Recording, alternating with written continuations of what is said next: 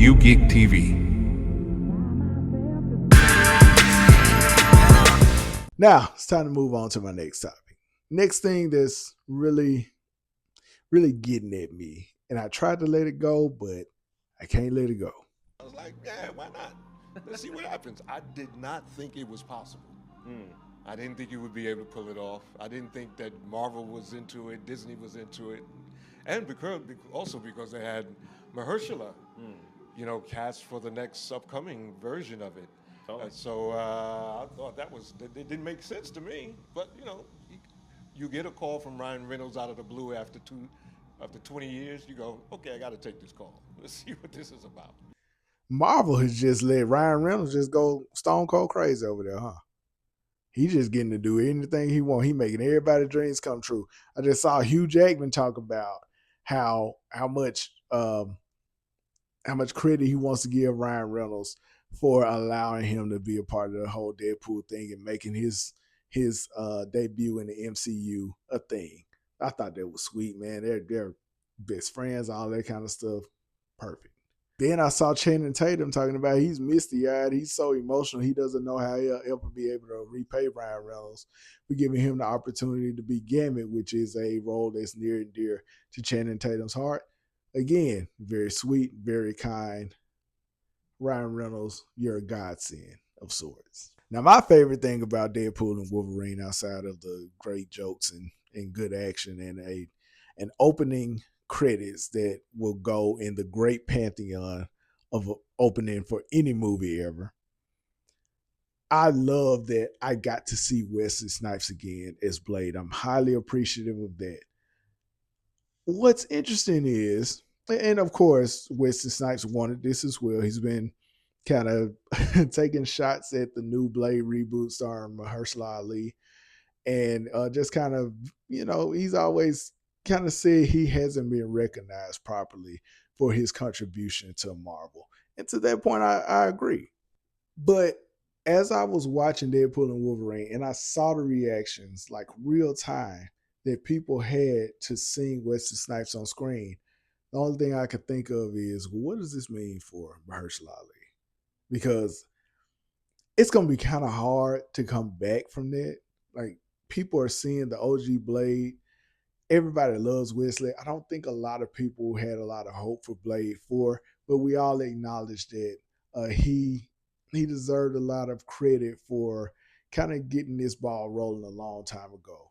And the thing about putting a legend beside someone who's really trying to fill their shoes is you're going to have people who really are holding on tight to nostalgia, and that's going to make it tough for the next person. That's why for the next person, everything has to be perfect. Everything has to be exceptional.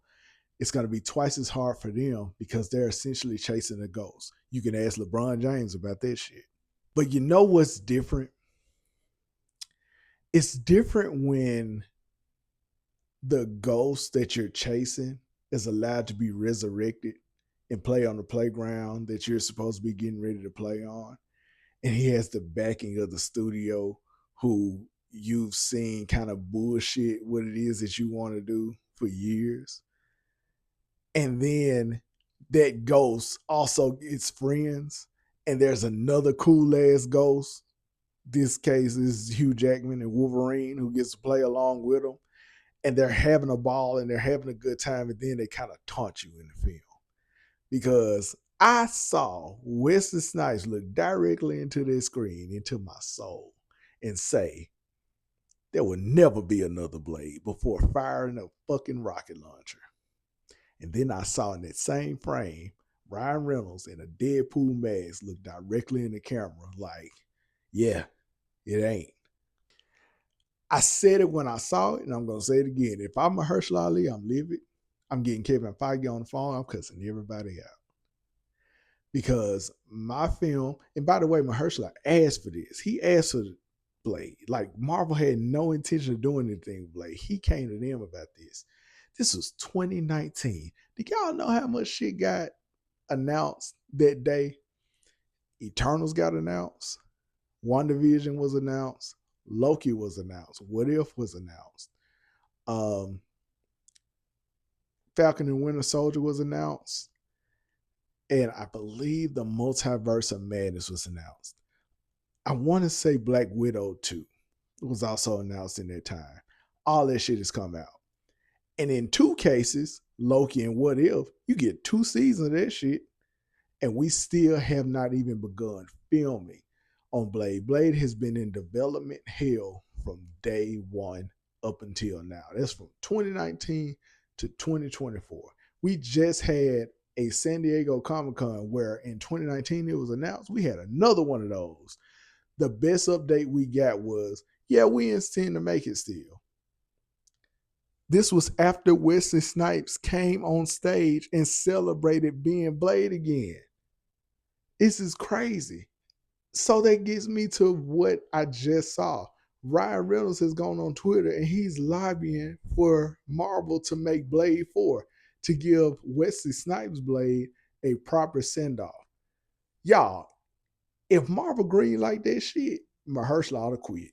And I mean it. He should quit. And then I saw somewhere on Twitter, somebody said something to the effect of, well, Wesley is in his 60s. And by the way, Mahershala is in his 50s. Wesley is in his 60s. At most, we're going to get 2 movies. There will be 2 more movies than the one we already don't have, right? Ultimately, what I'm getting at is Mahershala has already started filming Jurassic World 4. I think he need to get in his car when he done with that shit, and he just need to drive on down and keep going to the next Oscar or whatever.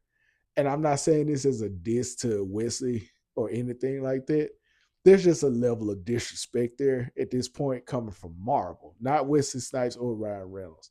This is coming from Marvel at this point. And Wesley is saying that he and Mahershala are cool, and I believe that. But at the same time, like, Wesley gonna look out for Wesley.